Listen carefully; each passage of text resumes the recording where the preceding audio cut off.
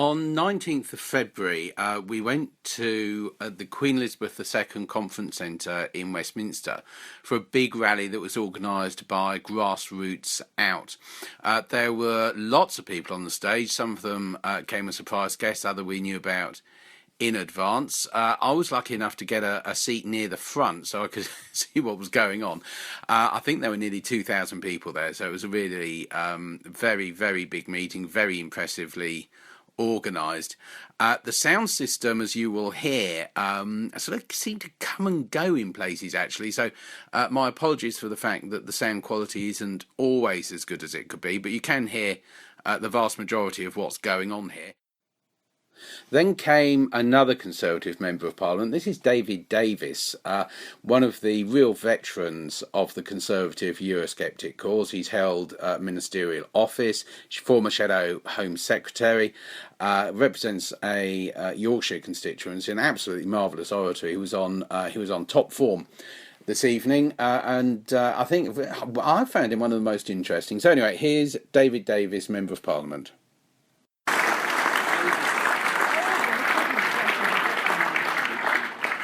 I've never done a speech with trailers before.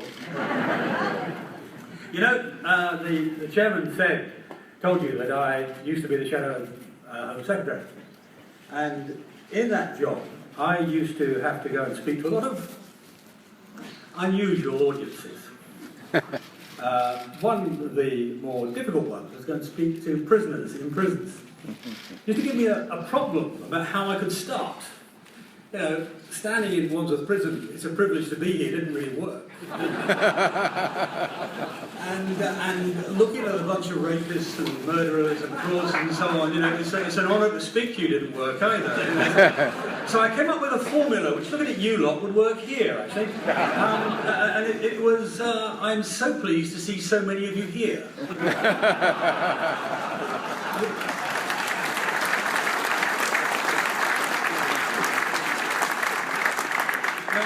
I say that because earlier this evening I was one of several hundred people who were locked out by the Health and Safety Police from this meeting because there are too many of you to fit in. You're above the fire standards. So I say something about the organisation, so well done all of you for getting here.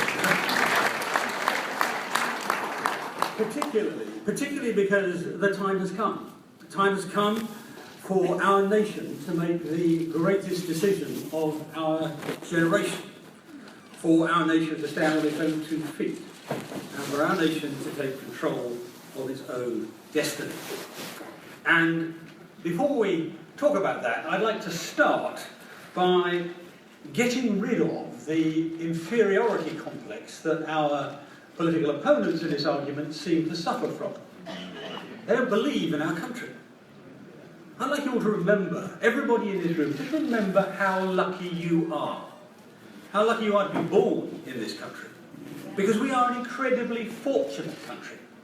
And how would you expect a country of 60 million people, a tiny island off the cold northwest shore of Europe, to be as important, as powerful, as influential, as wealthy, to have as much reach as Britain does? We are a permanent member of the UN Security Council. We're a leading member of the G7. We're a leading member of the Commonwealth. We're a leading NATO member, America's favourite ally. And we're widely respected worldwide. All of that before we join the European Union.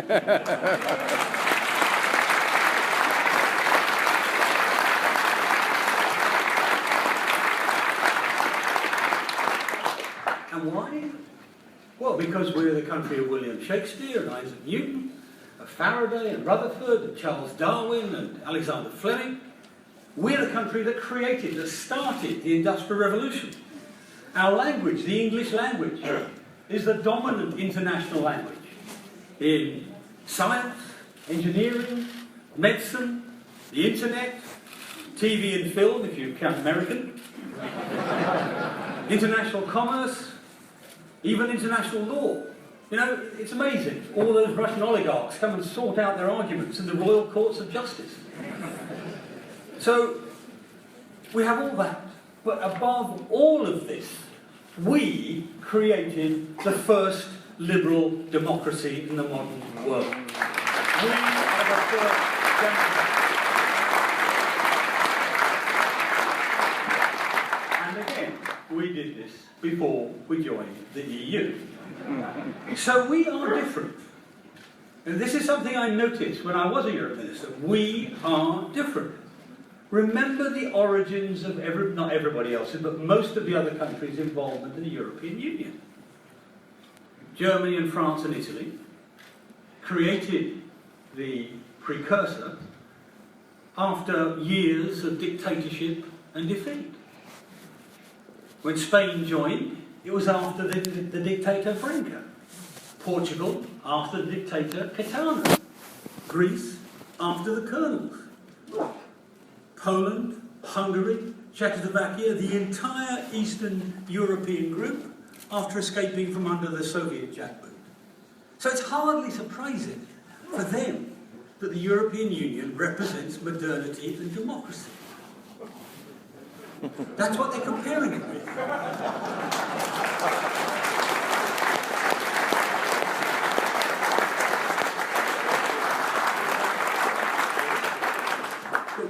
Democracy for a century and a half before we joined. So we know what it really means. And we know that it isn't just about casting a vote, it's about casting out bad governments. And as you heard me say on there, how do you cast out the European Commission? So we have a problem with the way democracy works in Europe. And this is not an esoteric issue to be discussed in Democracy or Politics 101 or a PPE course. This has real, serious implications. We've had a very good set of recent demonstrations. Look what they did to Greece. For the European elite conspired with a crooked Greek government and Goldman Sachs, those well-known bankers, to bring Greece into the euro wrongfully, on fraudulent numbers. Yeah.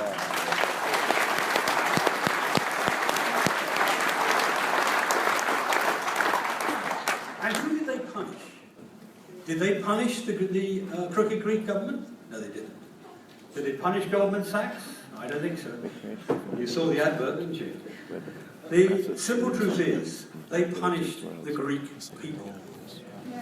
They imposed policies on the country that crippled it, cut its economy by a quarter. Not a recession, not a slowdown, not a stop. They cut the size of the economy by a quarter. Unemployment soared, youth unemployment 60%. They took away the chances of an entire generation. But that wasn't all. Hospitals were closed. Food consumption went down by 25%. Children died. Infant mortality went up by 40%. TB rates doubled, HIV up, malaria back. That's what this so-called democratic European Union did to Greece. I'd just like you to imagine for a second, if any British government tried to do something like that to a part of our country, what would happen? Can you imagine if we visited policies like that on Lancashire or Lincolnshire? I speak as a Yorkshireman, or Lincolnshire. The government will be challenged in Parliament, and if it didn't put it right, it would fall. But not in Europe. That is the price of not being a real democracy. And what are we being offered today to fix this imperious bureaucracy? A deal will not give power back to Parliament. A deal will not give us control over our own borders. A deal will not protect the City of London. And a deal which will not change the treaty in any way, and as a result will not limit the European Court from overruling governments and parliaments alike in any country they choose to. And to add to insult to injury today, we have Belgium's proposal that we never be allowed to object to anything ever again.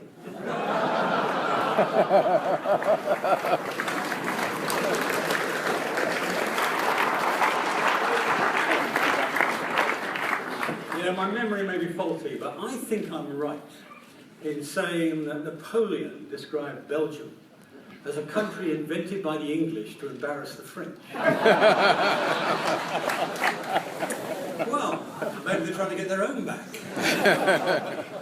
I suppose we should be used to being threatened. We're a big, powerful country, we should be used to being threatened. We were threatened by Napoleon, threatened by the Kaiser, threatened by Hitler, threatened by Brezhnev. Threatened by the French and the Germans and the Russians, fine. But by the Belgians? And of course, that's how this campaign is going. I don't know what you call the other side of the argument, the in crowd, the Romanians, or whatever they're called. But the in crowd are trying to threaten us too. We're told if we leave, we won't be allowed to trade with the European Union. Really? Really? Under international agreements signed by the EU, tariffs are limited to 5%, except for a couple of categories: agriculture and cars. Who makes wine and cars? Now, if you want to see why we're guaranteed to get a deal, I want you to answer in your mind two questions. First, who is the most powerful politician in Europe? Merkel. Angela Merkel. A prize for the man in front. Secondly, I don't want you to do this, but metaphorically, I'd like you all to go outside in the road and count up the number of Audis, BMWs, Mercedes, Volkswagens. They're the one with the smoke trail behind them. Count them up. There are over a quarter, nearly a third, actually, it's nearly 30% now, of British cars sold in Britain are from those four makes. That's not counting the Skodas and the Seats, are also owned by German companies. We're the fastest growing car market in Europe, the second biggest, and we will be the biggest in due course. What do you think will happen the day after Brexit? So Angela Merkel, there'll be the chief executives of all those companies hammering on her door, demanding free access to the British market, for which the price will be free access to their market. So you can be sure.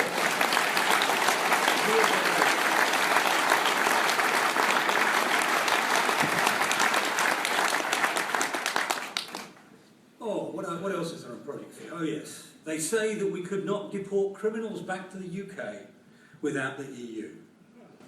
Really? What do they think happened before the EU? They really think that European countries would refuse to deport criminals, terrorists back to the UK?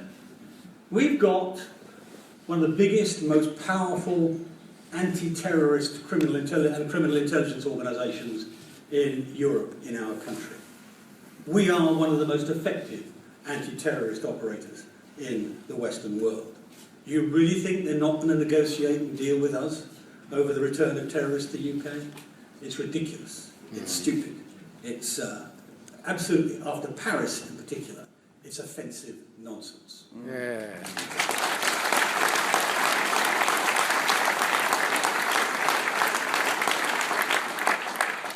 So I say to all, we have nothing to fear but Project Fear itself. Now, I've got to catch a train, sadly. So I want to draw it to a close. But I wanted really to characterise in a British way how I see. I'm sorry, Prime Minister.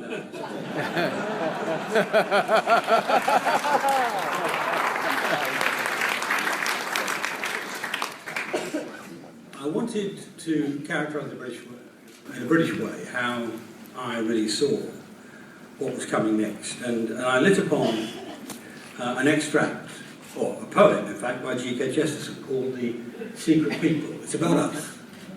It's actually about the English, so those of you not English, okay, but it's about us, broadly. And I'm just going to read you 6 lines. They're not in sequence, but I'll read you 6 lines from that poem, because I think they say something to us. You laugh at us and love us, both mugs and eyes are wet, and you do not know us, for we have not spoken yet. We hear men speaking for us of new laws, strong and sweet. Yet is there no man speaketh as we speak in the street? Smile at us, passers pay us, but do not quite forget, for we are the people of England that have not spoken yet. Yeah.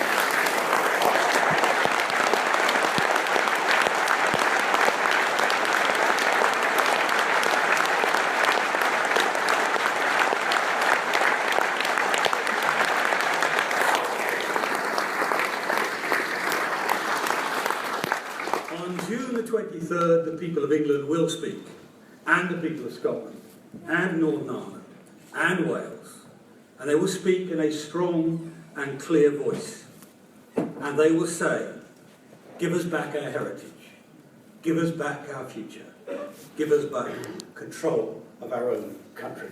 Thank you.